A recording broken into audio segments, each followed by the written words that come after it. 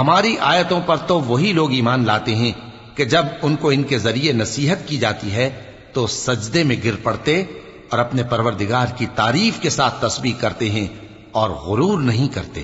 ان کے پہلو بچھونوں سے الگ رہتے ہیں، اس حال میں کہ وہ اپنے پروردگار کو خوف اور امید سے پکارتے اور جو کچھ ہم نے ان کو دیا ہے اس میں سے خرچ کرتے ہیں۔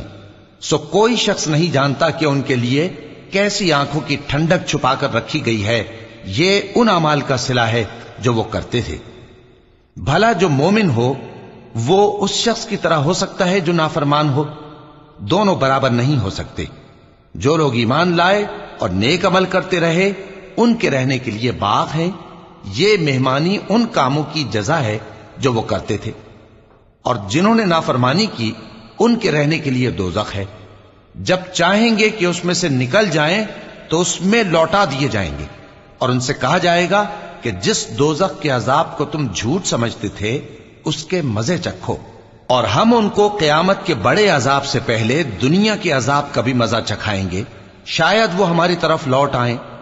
اور اس شخص سے بڑھ کر ظالم کون جس کو اس کے پروردگار کی آیتوں سے نصیحت کی جائے تو وہ ان سے منہ پھیر لے۔ ہم گناہگاروں سے ضرور بدلہ لینے والے ہیں۔